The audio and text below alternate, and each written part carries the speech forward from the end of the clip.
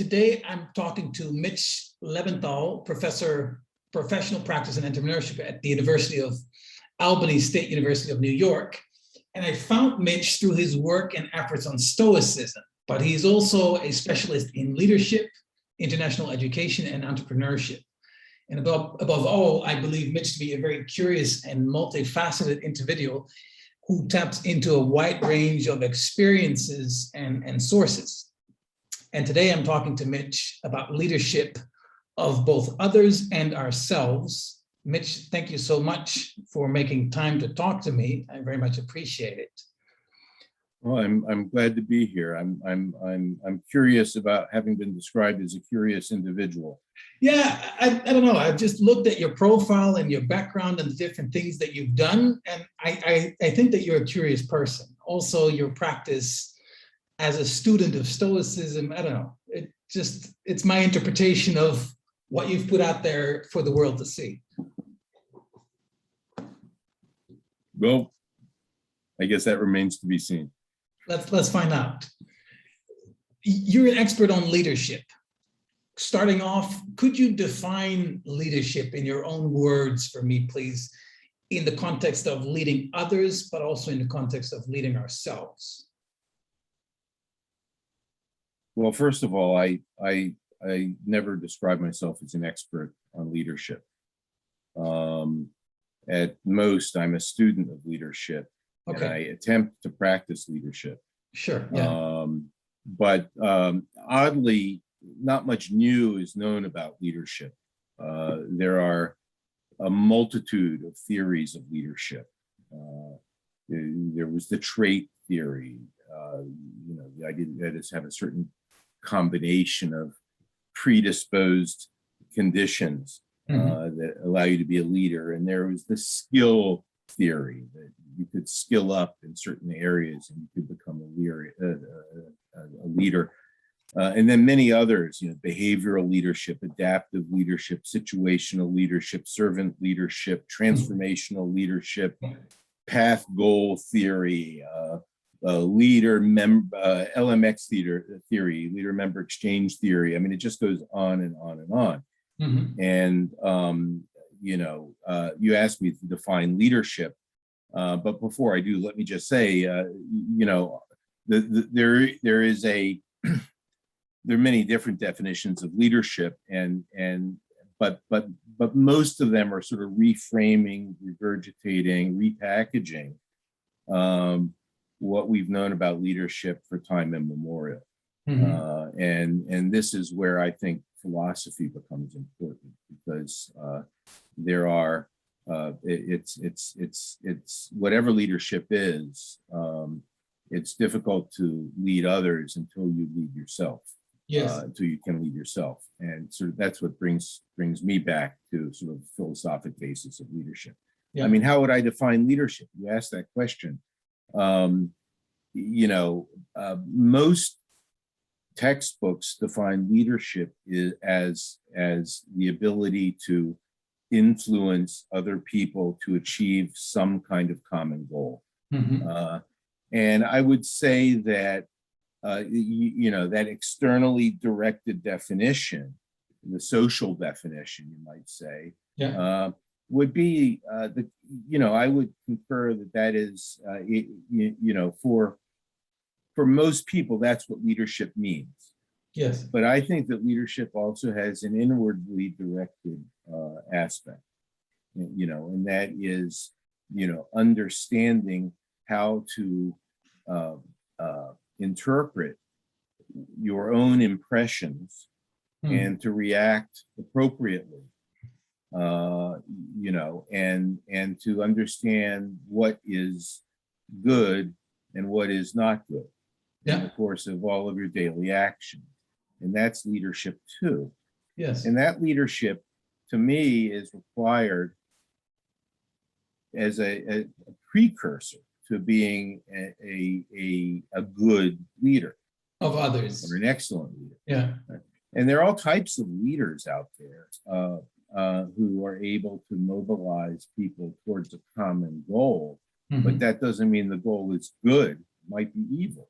Yeah. They're leaders too, and they can be highly effective, unfortunately. So obviously the goal isn't just to become a leader, it's to become a good leader, an excellent leader if possible. Yeah. But that requires the inner work continuously.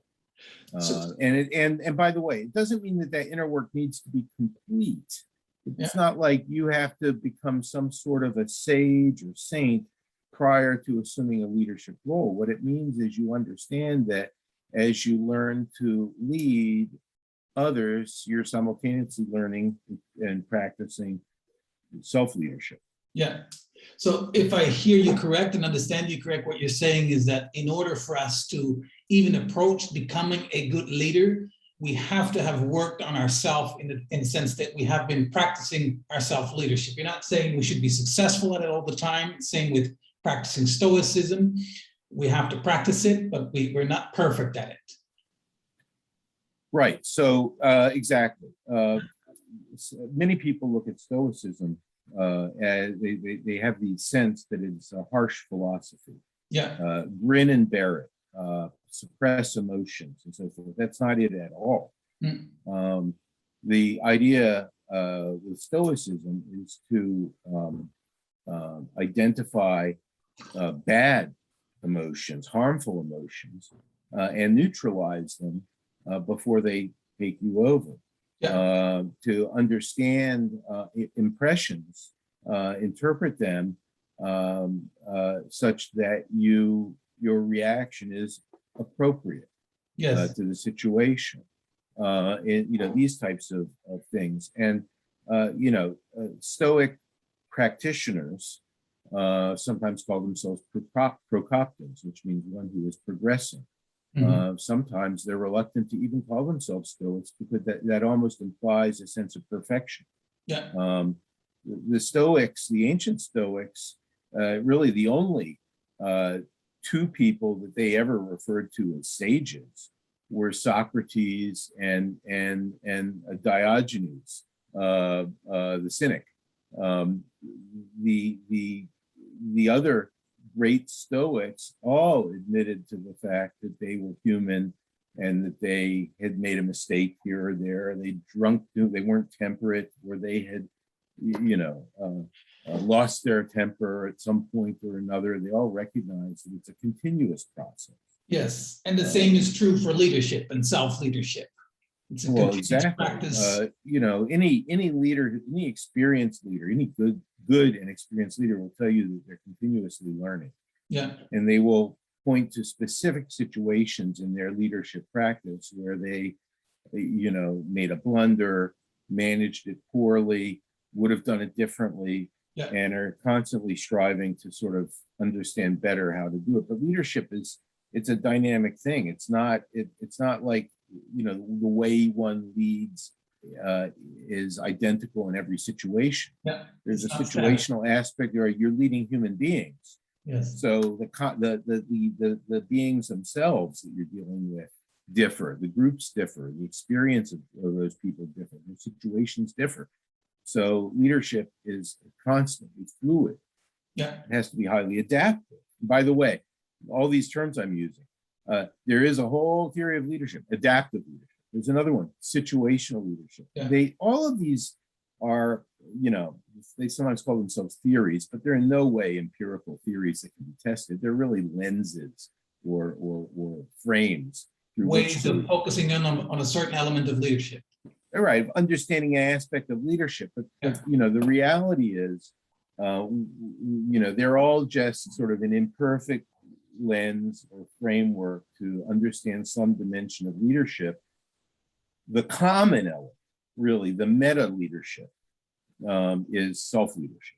There are common things among all of these leadership theories. They're all repackaging them or reframing them or this and that, but there are certain commonalities, I think, that intuitively we know are elements of exceptional leadership. Right? And could you give some examples of those elements, those common elements of leadership? Well, I mean, for example, if you look at, you'll trust. all of the virtues, if you look at excellent leaders, if you ask people who were the most excellent leaders you had, Mhm. they'll say, well, it was this person. I knew that this person cared Yeah. about us. They listened. Yeah. They trusted us. Yeah. They empowered us. They taught us. They were willing to learn. Yeah. They, they were brave in the face of setbacks. Yeah. They were a rock. They were stable. They were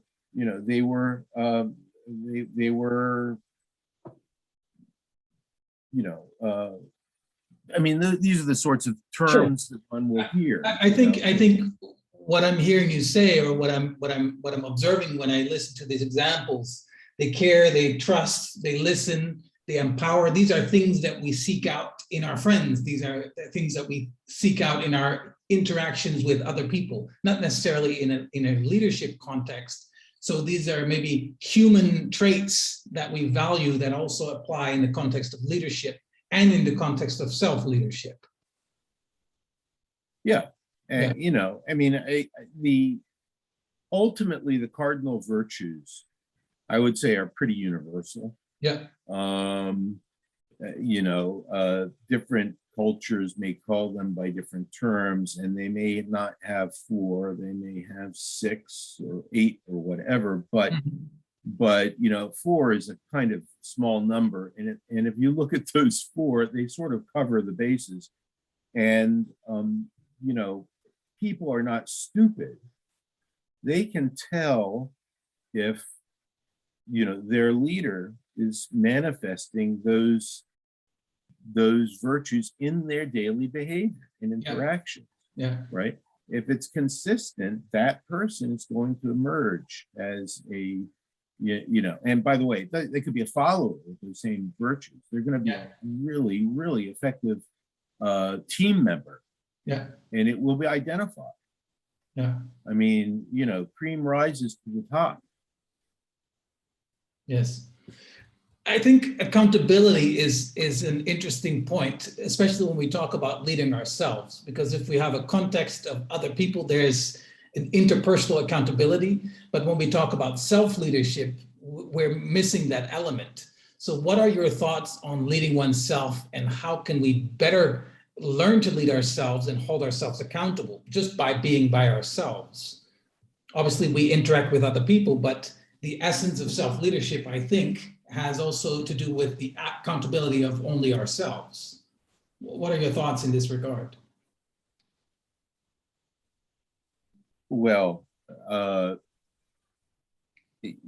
holding ourselves accountable, for some people, the image is like self-flagellation because I failed at something that I was supposed to do and I backslid and all the right. My view of it is this business of punishing yourself is not productive.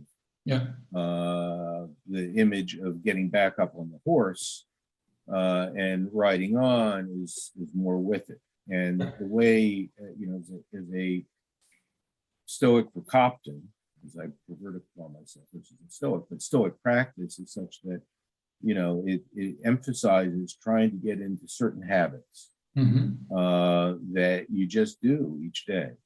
And people do this differently. They structure their days differently. Everyone's a little bit different, but there's certain elements that are in ancient civilization practice of Stoicism and other Hellenistic philosophy were fairly common. The practice of journaling, writing down not necessarily extensive diaries, but your thoughts to remind you.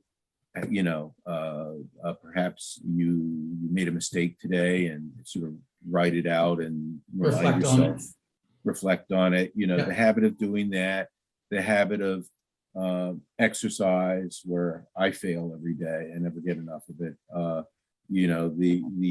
The habit of in the morning reflecting upon the things that you have to achieve ahead of Mhm. time, reflecting upon the things that could go wrong and how Yeah. you would deal with these things if they did go wrong so that you're prepared for the day. And then negotiating the day, always keeping in mind that your decisions and actions should be rooted in, in the good, that you Mhm. should be always weighing, is it just, am I being, am I being sufficiently bold or sufficiently cautious in this situation? Is this the Mhm. right way, the right act? And then in the evening, similarly reflecting on the events of the day, whether it's exercise or meditation, self-care is a very significant part of Stoicism. Yeah. That's very much built into Stoicism. And when you get into this habit of, you begin some of these things, which in the beginning are, you're more really obsessing on the theory of the philosophy and this situation you're going through. But as time goes on, some of these decision points along the way become more innate. You sort of get muscle memory, mental muscle memory. Yep.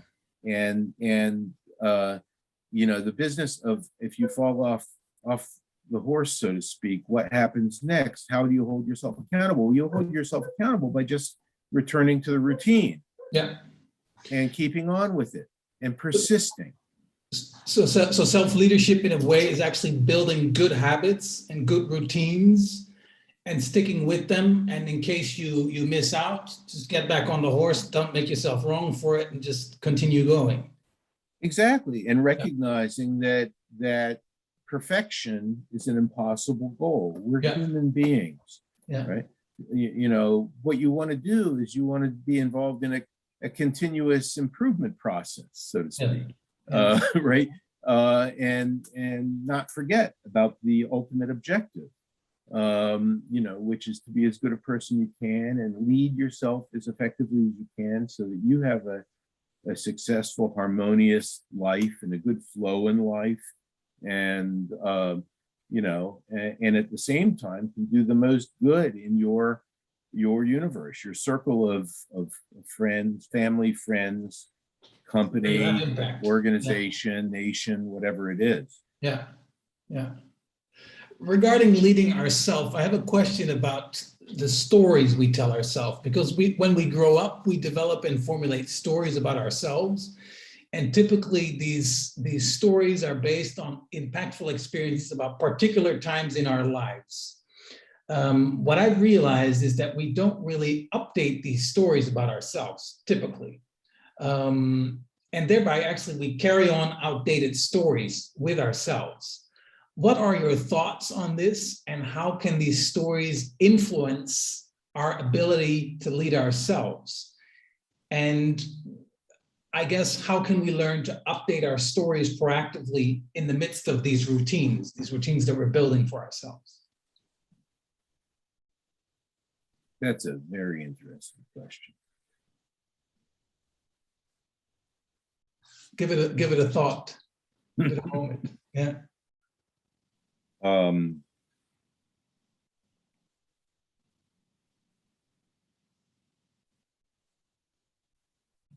Well, the reason I'm having this very pregnant pause might relate to your description in the beginning about how I'm curious. Does curious mean he's curious in that he inquires about a lot of things and has many interests, or is it he's curious because he's simply peculiar?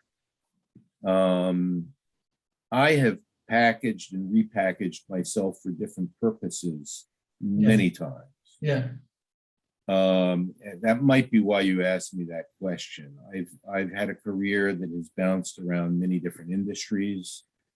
I have talked myself into positions for which I might have, on the face of it, been underqualified, but I've believed that I could do it if given the opportunity. And I've thought a lot about how the narrative can change while being true in every case. Yes.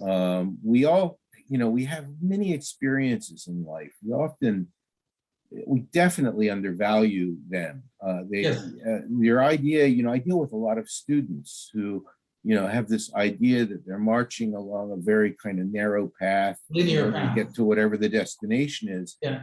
And they've got all of these experiences, which they think are completely irrelevant, which if I were an employer and knew they had, I've learned because I may be their advisor, but if I was an employer, I want to see that out front. And I sometimes will say to them, you should be pushing that out front. Yeah. I'm reminded of a student I once met in India who, wanted to know what she should write in a university essay to be accepted, and she was all she was wanted to write about was her school and her grades. And I said, well, where are you actually from? At the time, we were in Bangalore, India, a big metropolis. Yeah. And most of the students I met there were from that area. Yes. And she said, oh, it's not very interesting. And I said, why? What's not interesting? She said, well, I'm from a small village, and I was raised by my grandmother, and she was illiterate, and she would walk me to school every day and make sure I had food. But she basically worked, in fields and this and that. But this student was actually embarrassed to tell me this. Yeah. And she was looking to apply to a university in the West, not in India. And I said, well, these experiences would be highly valued in the West. Yes. They show, these are experiences which many people in the West have not had. And they inform your understanding of the world. And you should put this out front. And she was highly suspicious of this. Now, there's a cultural reasons for that, of course. But it's a sort of stark example of how, somebody who has had the grit to, had the support of a family member who knew how important education was because she lacked it. And, the persistence for her to make it up, through the university in India and wanting to go to graduate school in the United States or Europe, it showed that was a significant achievement. She's already achieved an incredible amount. Yes. But she was undervaluing it. I don't know if I'm getting to your question at all, but I think, particularly today, people have, an average of, depending upon the study, you see 6-7 jobs in a work career. I've had more than that. Yeah. Most of my roles have been for about 4 years at a time, and then I've gone on to the next thing that interested me. But not everyone wants to do that, and some people need some stability. But even within an organization, people begin to view you based on the role you occupy, not based on other experiences you may have outside of the organization or skills you may have developed. So you've got to figure out a way to expose those as you attempt, even within an organization, to move into new, better, more interesting roles. Yeah. More responsible roles. Yeah. And there's skills that people undervalue, skills like communication skills, experience, these volunteer experiences people sometimes do, which are completely outside of the world of work. Yeah. Sometimes involve high levels of organization and teamwork, except it happens to be, with a community organization on a volunteer basis, but they've been doing it for 8 years. Yeah. And really are running the show, completely invisible to your present employer. Yeah. How do you bring that into the narrative? I think there are ways people can draw more widely upon these skill sets they have. Yeah. But this is the narrative kind of in the way that we show ourselves to the world in terms of our resume and maybe perhaps our LinkedIn profile or what the world sees of us in the context of business. But I also meant it in the way that we look at ourselves. And I think in many times the internal narrative. Yeah, correct. The internal narrative. So we define ourselves in many cases by old experiences. And just like you said, there have been a number of experiences that we've had and that made us grow, which we're not fully aware of. And actually this old narrative or this old story we have kind of holds us back. And I think, Well, so again, I get back to the Stoic philosophy thing, and the relevance of that to the narrative. The fact of the matter is, if you actually are attempting to practice the philosophy, you're involved in a process, which means you are becoming. yes, You are not reified as an individual. a very good point. Stuck in this, right? You are in a process, a continual process of trying to achieve greater excellence. Yes. And trying to be more fulfilled. Ultimately, the hope is that you become both more fulfilled, more at peace, more whole, more actualized. Yes. I mean, are you going to be fully self-actualized? Probably not. We're not all so fortunate. Yeah. But you're in that process of continuous becoming. So the narrative actually is not stagnant. Should not be stagnant. Yeah. You should be learning all the time. Yeah, it's a good point. We are becoming. And by the way, we look to we who are trying to do this look to our ancient sources, and we look at people like Seneca. And when you read Seneca, this was a person who was deeply curious, a curious person. Yes. Who wrote about all sorts of questions, moral, ethical, natural science and philosophy and physics, and I mean, a deeply curious individual, up to his dying day. And that's that's a model. I mean, people may criticize Seneca for various reasons, but the continuous process of improvement and helping others to improve on the outside, in the inner work, no question, that's integral to the process. So I think, I don't know, it would be interesting, this conversation, for me to have this conversation with a bunch of committed Stoics and see whether they sort of arrive at that same spot that I seem to have articulated in this conversation, because everyone's a bit different, but I think that's the response to the inner narrative is it's evolving. Yeah, well, I think that's a huge point that you've made there, because we tend to be, or we risk being stuck in a narrative, and it's very refreshing to realize that, hey, actually we're becoming, and it's a continuous process, it's a continuous practice. And the same with shining a light. It's the same what we talked about leadership, or trying to define leadership at the beginning. All these different theories of leadership, they're just zooming in on a certain element of the context of leadership. And the same is true with these stories.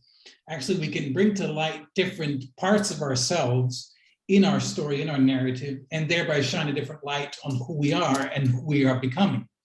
So it's a very useful point, actually, that you highlighted. And I do think probably from people practicing Stoicism or studying Stoicism, I imagine they'll come to similar conclusions. Yeah. Yeah, I suspect they would. Yes. It's a dynamic. It's a dynamic philosophy. It's not static, and it's not. And the emphasis is on improvement. Yes. So, yeah. Maybe this relates to the philosophy of leadership. Could you share something about that? About what it means to have a philosophy of leadership, and why we should, and how we can formulate our own philosophy of leadership? Well, it's interesting. If you search online philosophy of leadership, if you go to an online library or search on Google Scholar, you will find very few titles that have the phrase philosophy of leadership. Yeah. Right. There are some. But the reason it's important again, is ultimately, what was philosophy originally intended to be? I'm not talking about modern professional academic philosophy, analytic philosophy, and what philosophy has become for people who are philosophy professors. But ancient philosophy was, intended to help people become wise. And the first axiom that people would see, when they would go to the Oracle of Delphi was over the portico was know thyself. So the fundamental importance of knowing oneself. First and foremost, that's the first task that we all should be focused on. And unfortunately, we generally arrive to it too late or not at all.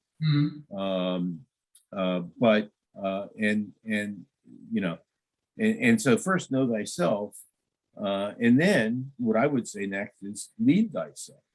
Okay? As you begin to know yourself and understand yourself, you're better able to make those decisions, those right decisions to take you in the right direction, on the right path, right? And then once you are beginning to lead yourself and are becoming more effective at leading yourself, then you're in a position to more effectively lead others. Yeah. But if you have no internal, if you have no understanding of yourself, if you're engaged in self-deception, if you are, if you are really clueless about who you are and are casting about, then you're hardly in a position to lead others. Yeah. That's for certain. Yeah. And of course, that does happen. People do attempt it. Yes. And so that's why, so leadership philosophy for me, starts there. It's like, we have to continuously be examining these internal assumptions, continuously evaluating our impressions, and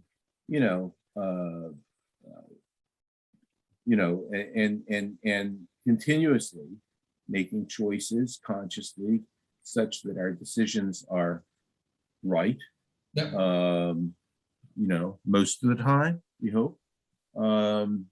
And how we go about doing it, that process is the philosophy of leadership. I mean, some people might say, "Oh, well, my philosophy, I'm a Machiavellian." I mean, everyone has to read Machiavelli to understand leadership. Well, everyone has to read Machiavelli to understand power, but not necessarily, good power, yeah, or good use of power. Yeah. I mean, there are lessons in Machiavelli that we all must understand, especially if you're going to a leadership position, because you could be dealing with somebody who was a diehard Machiavellian, and you may need to think like a Machiavellian in order to survive sometimes. Yeah. But you should understand Machiavellianism, but to use Machiavelli as a moral compass, such that you really are on the path to good, that's going to be difficult. Yeah, yeah, and again, it's one element of leadership, or one side of leadership, just as these other theories. Yeah, so if you start thinking about leadership philosophy, much of the ancients haven't survived, but there is there's a lot there, and I have, when I teach graduate students at the University at Albany on organizational leadership, I often have them read a number of the Stoics.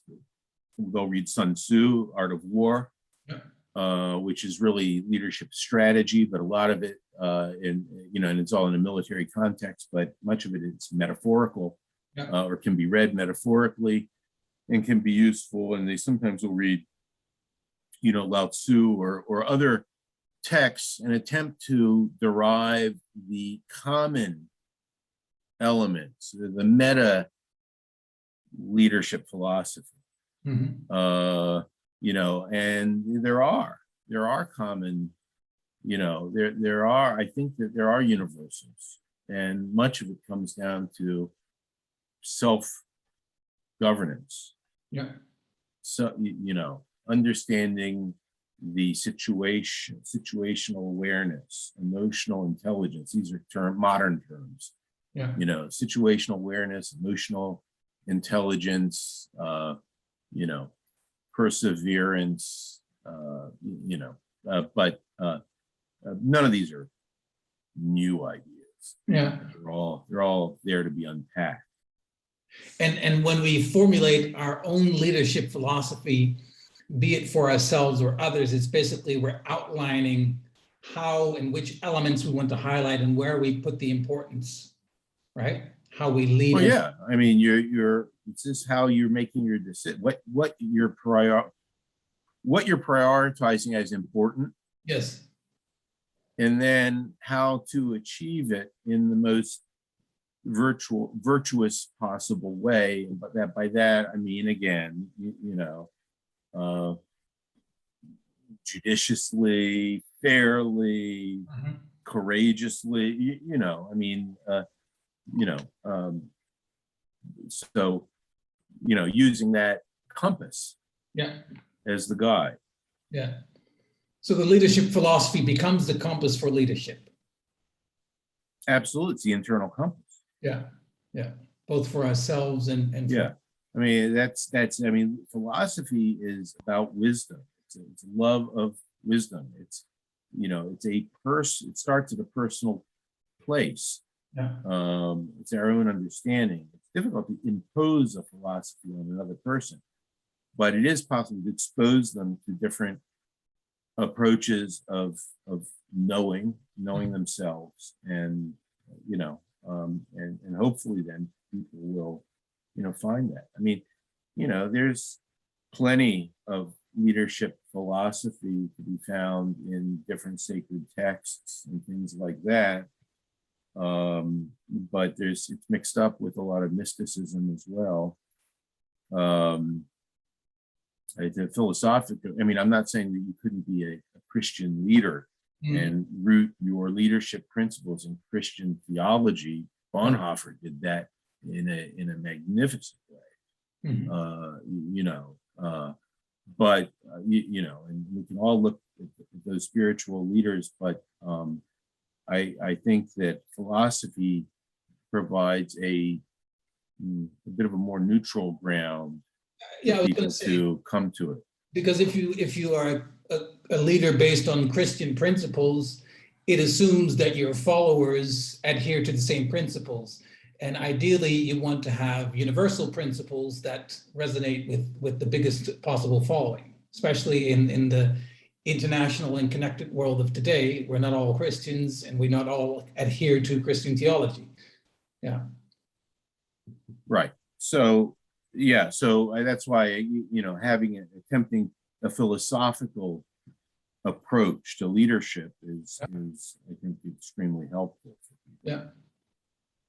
And that involves, the way I approach it is looking at, leadership exemplars, people who appear to have been great leaders. Obviously, this has always been what people do to try to figure out sort of what worked, but even everyday leaders. And really, and even, Marcus Aurelius in his first book of Meditations talks about, who taught him and influenced him in his life. And he makes a long list of various people, family members, teachers, friends, and what he learned from each of them. We need to always, look to those leaders too, the everyday leaders. Yeah. Because that's where most of the leaders are. They're not leading nations or armies or corporations. They're leading themselves. They're helping others. They're leading others through their influence and guidance. And some of these people are kind of unsung leaders. They're everywhere, and they share qualities. And thereby know it. Pick and choose and develop our own leadership philosophy from that. Well, yeah, but yes, we can do that. And some people pick poorly or randomly. Yeah. So I don't know about this business of picking and choosing and creating your own philosophy. I mean, I suppose that happens. People read. There are people who read widely, but in a very eclectic way, and then they sift it and they say, well, this person influenced me, and that did, and that's how I came to this. Yes, you don't have to like adopt an ideology of leadership, and I don't think such a thing really exists. Although, being a little bit partisan here, I do believe Stoicism has a unique approach to leadership, although they don't package it that way. They don't. The Stoics don't write this is an approach to leadership. What they say is this is an approach for self-governance, right? Yeah. And that's so. That is what it is. But they also talk about this rational thing here, the hegemonicon, the center of decision making and executive processing as the area we need to focus our attention on and make sure that we understand logic, how proper decisions are reached, how we infer and deduce, right? That they put huge emphasis on that. They put a huge emphasis on physics. That is, in their view, understanding the material world and the cosmos, right? And then they put a huge emphasis on ethics, which can't really exist without the foundation of decision-making logic, so to help us understand what makes sense, what does not make sense, and a commitment to being curious about the material world that surrounds us. Yeah. That's a kind of a total framework, which, as I said, I'm somewhat partisan about it. I think it's a fairly unique thing. But there are other philosophies that I'm sure people could adopt. And I love hearing about them. Yeah. Hey, I realize we're already over time by 9 minutes at the moment. I appreciate your time and the time you've shared so far.